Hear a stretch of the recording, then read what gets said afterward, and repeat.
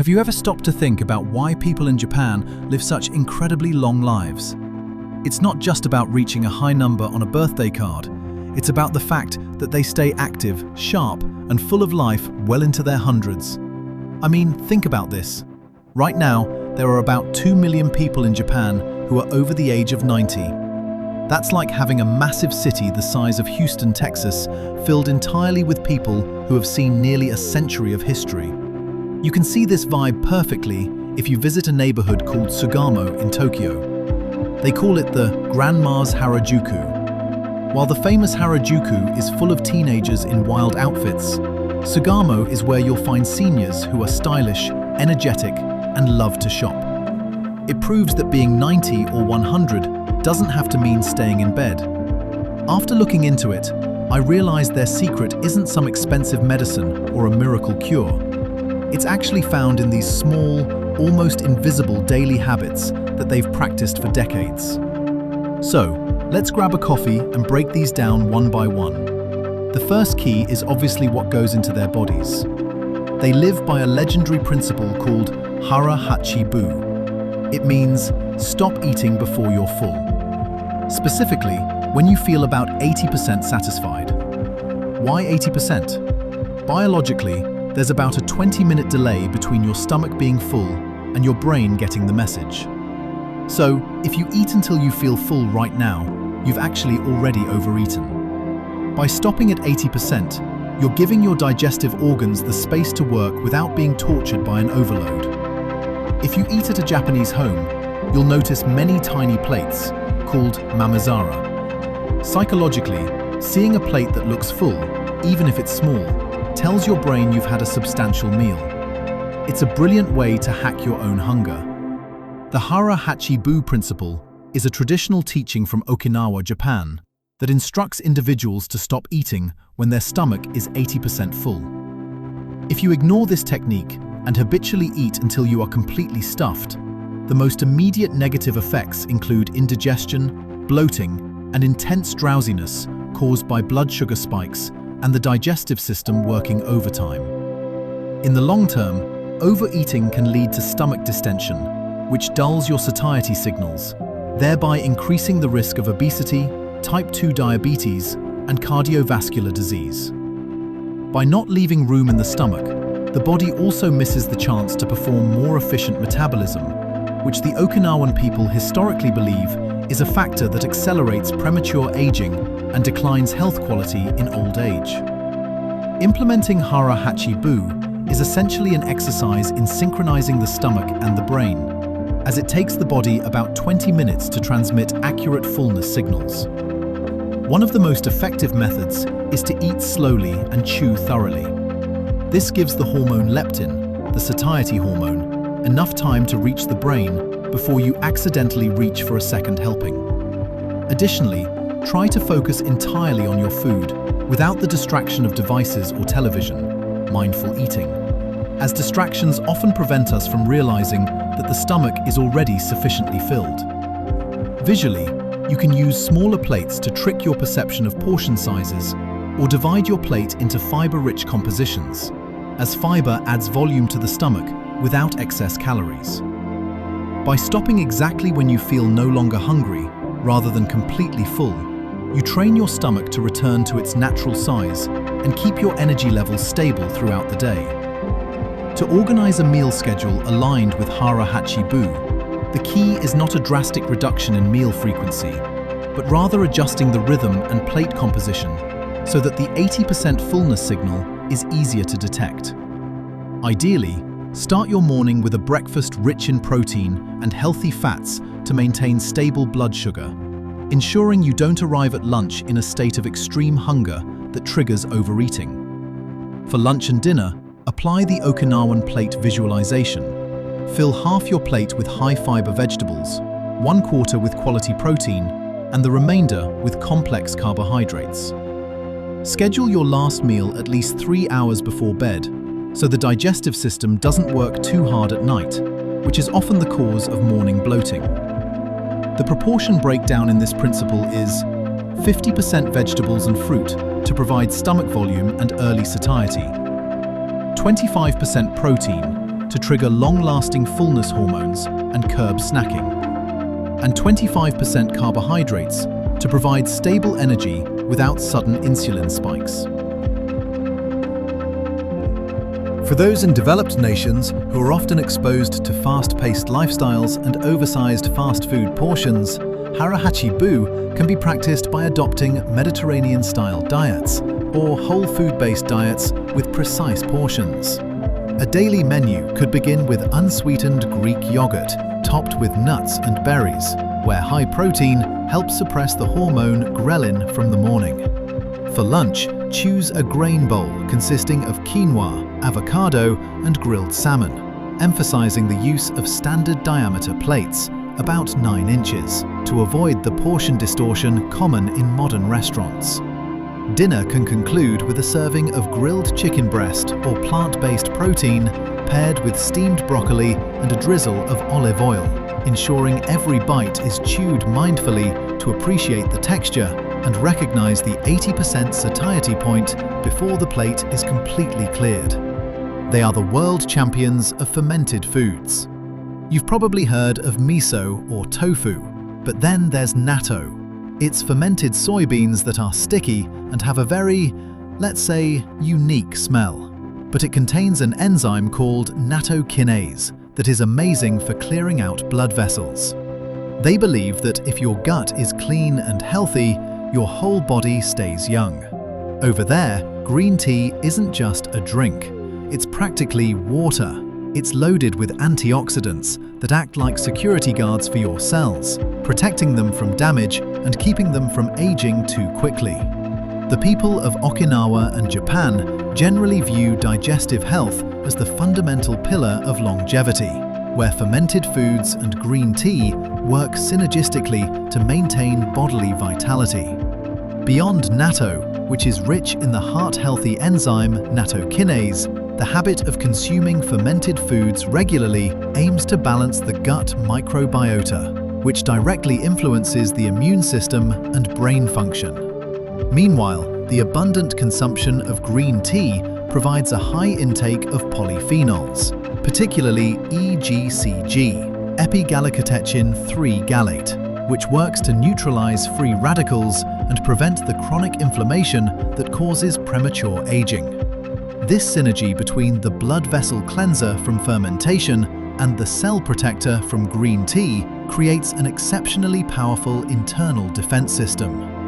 For those living in or adopting a developed nation lifestyle who find the pungent aroma of natto challenging, there are many fermented alternatives that are much more palatable while offering similar probiotic benefits. Sauerkraut, German sour cabbage, and kimchi, now widely popular in the West, are extraordinary sources of beneficial bacteria that streamline digestion. Additionally, kefir and Greek yogurt are fermented dairy options easily found in modern supermarkets.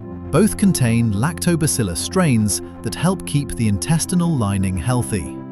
For a beverage alternative to green tea, you might try kombucha, a naturally fizzy fermented tea that is not only refreshing but also rich in organic acids for liver detoxification. Incorporating these alternatives into your 80% full plate provides an internal cleansing effect as effective as the traditional Okinawan diet. Grouping fermented foods by their specific benefits allows you to perform simple biohacking on your health through your meals. If your primary focus is skin health and immune support, kimchi and sauerkraut are superior choices because their high vitamin C and lactic acid bacteria content help soothe skin inflammation from the inside out. For those focusing on metabolism and weight management, kefir and kombucha are highly effective as they contain yeasts and bacteria that help regulate sugar absorption and boost energy burn. Meanwhile, if the goal is heart health and bone density, fermented soy products like miso or tempeh, also very popular among health enthusiasts in developed countries, provide vitamin K2 and easily absorbable protein to maintain vascular flexibility. By choosing the right type of fermentation, you not only support the Hara Hachi Bu principle through fiber volume, but also provide functional nutrients specific to cellular repair. For those seeking green tea alternatives with a similar nutritional profile, matcha is often the top choice as it is a concentrated powder form of green tea leaves containing up to 10 times the antioxidants. However, if you wish to avoid caffeine entirely, rooibos tea, red bush tea, from South Africa, is a highly popular alternative. It is naturally caffeine-free and rich in aspartame and nofofagin, two rare antioxidants that effectively fight inflammation and protect the heart, much like green tea polyphenols. Additionally, hibiscus tea, with its tart, berry-like flavor, is a favorite for its ability to naturally help lower blood pressure and its high vitamin C content. Other trending options include yerba mate from South America, which provides a stable energy boost without the jitters, or white tea, which has a much lighter, delicate flavor, but still retains a high concentration of catechins for cellular protection. The best time to consume tea, whether green tea or its alternatives, is by allowing a 30 to 60-minute buffer after a meal, rather than drinking it while eating. This is crucial because the tannins and polyphenols in tea can bind to essential minerals like iron and calcium from your fermented foods, such as tempeh or yogurt, inhibiting their absorption. Specifically, for caffeinated teas like matcha or yerba mate, it is best to consume them before 2 p.m. to avoid disrupting your sleep cycle and circadian rhythm. Conversely, caffeine-free teas like rooibos or hibiscus are perfect for the evening as a relaxation ritual that aids the body's detoxification process while you rest, ensuring that the nutrients from your Hara Hachi Bu practice are fully absorbed without chemical interference. Beyond food, Japan has a unique bathing culture. For them, a bath isn't just about scrubbing off dirt, it's about soaking in hot water, whether at home or in public bathhouses called onsen. When you submerge your body in hot water up to your shoulders, a process called vasodilation happens. Your blood vessels expand, your oxygen flow goes through the roof, and the muscles that were tense from stress all day finally let go. Unlike many of us who shower in the morning just to wake up for work, the Japanese prioritize a hot soak at night. The goal is to wash away the mental burden of the day. Once that stress is gone, their sleep quality skyrockets. That deep, restorative sleep is exactly when the body goes into auto-repair mode to fix cells. The Japanese hot water bathing culture, known as ofuro, functions as much more than just muscle relaxation. It is a form of hydrostatic therapy that systemically supports longevity. When you soak, the water pressure on the body helps increase lymphatic circulation, which is responsible for flushing out metabolic waste and toxins from body tissues. Additionally, the gradual increase in core body temperature during a soak triggers the release of heat shock proteins, a group of proteins that help repair damaged cellular structures and increase the body's resistance to oxidative stress. This is why the habit is regarded as a daily cellular rejuvenation ritual that keeps the body youthful from the inside out. This nighttime ritual is also closely linked to the regulation of the body's circadian rhythm through the phenomenon of post-soak cooling. After exiting the hot water, the core body temperature drops gradually, which naturally sends a strong signal to the brain to produce melatonin. This drop in temperature is what triggers deep, high-quality sleepiness, allowing the body to enter the deep sleep phase more quickly. It is during this phase that growth hormones are produced at their peak to repair tissues and strengthen the immune system. By combining the Hara Hachi Bu technique at the dinner table with the ofuro ritual before bed, the Japanese create a complete health ecosystem. Controlled nutrition, a calm digestive system, and perfect cellular recovery at night. If you do not have access to a bathtub, you can try a warm water foot soak ashiyu for 15 to 20 minutes before bed. Its vasodilation effects are still capable of helping to reduce nerve tension and significantly improving your sleep quality. People often ask, how is that old man so strong that he's still carrying heavy crates? The answer is usually, I don't exercise. But the truth is, they never stop moving. From a young age, Japanese kids are taught to walk or bike to school. That habit sticks for life. Seniors there still walk to the train station or the market every single day. So many Japanese seniors have small backyard gardens. The act of bending, reaching, and light digging is the perfect flexibility training. It's low impact but consistent. They don't need to go to a gym for an hour and then sit still for the rest of the day. They choose to move a little bit, but they do it all day long. This is my favorite part. Their biggest secret is actually in their minds. It's a concept called Ikigai, your reason for getting up in the morning. Interestingly, in many parts of Japan, there isn't a word that literally means retiring in the sense of stopping all activity. They always feel they have a job to do, whether it's looking after grandkids, volunteering, or just having a standing date for karaoke with friends their age. Don't laugh, but karaoke is actually a great lung and memory workout for them. Memorizing lyrics and projecting your voice keeps the brain sharp and the respiratory system active. In Japan, seniors are highly respected. They aren't isolated, they stay part of a strong community. Loneliness is a real killer, but by chatting and laughing with neighbors every day, their happiness hormones stay high. I heard about a 97-year-old man who still sells peanuts just because he loves talking to his customers. That's his Ikigai. The concept of Ikigai is a spiritual and psychological element that complements physical health within Japan's culture of longevity. Literally translated, Ikigai represents the intersection of what you love, what you are good at, what the world needs, and what can provide value, whether through material means or inner satisfaction. The uniqueness of Japanese society lies in the absence of a total retirement concept. There is a deep-seated belief that ceasing social contribution or mental activity marks the beginning of physical decline. By maintaining a role no matter how small, the brain continues to produce neurotransmitters like dopamine and serotonin, which keep the motivation for life burning bright. Activities such as karaoke or gardening are not merely hobbies, but cognitive instruments that train memory and executive brain functions, preventing the risk of dementia or mental decline in one's later years. Furthermore, a strong community factor known as moai, traditional social support groups, acts as an extraordinary emotional safety net. In developed nations, social isolation or loneliness often triggers chronic inflammation and heart disease. But in Japan, daily interactions filled with laughter and a sense of belonging keep stress hormones, cortisol, low. Respecting the elderly is not just a tradition, but a system that ensures they feel valued and needed.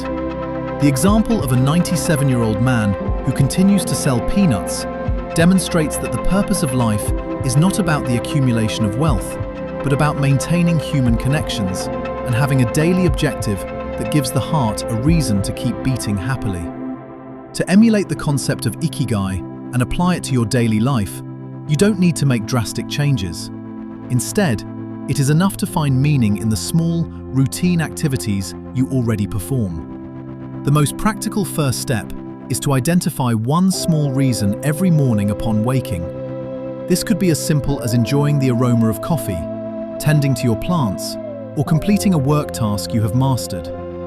Psychologically, this trains the brain to focus on short-term goals that provide instant satisfaction. Next, try to integrate an element of social contribution. Find ways for your activities to help others, such as sharing knowledge with a colleague or simply greeting a neighbor, because the feeling of being needed is the primary fuel for Ikigai that sustains mental health. Additionally, you can apply the principle of flow or total immersion in hobbies that are cognitively challenging, such as learning a new language, playing music, or doing crossword puzzles, to keep your brain plasticity sharp. The key is to maintain a balance between challenge and skill so that you feel neither bored nor overwhelmed. Don't forget to build your own mini moai by consistently spending quality time with a positive circle of friends, as social support is the strongest fortress against stress. By viewing every day as an opportunity to learn, contribute, and connect with others, you have automatically adopted the longevity mindset of the Japanese people. Sure, maybe genetics or the pure mountain air around places like Mount Daisen help, but at the end of the day, their long lives are the result of saving up small, patient habits. We live in a fast-paced world, full of processed food and lifestyles that make us want to just sit on the couch. It's tough to copy them 100%, but we can start with one small thing. Here's one. During lunch, try putting your fork or spoon down every time you take a bite. Chew slowly. Really experience the food until it's smooth before you swallow. You'll be surprised at how much faster you feel satisfied without needing that extra portion. That is your first step toward Hara Hachi Bu. So what do you think? Out of all those secrets, which one feels like the biggest challenge for you right now?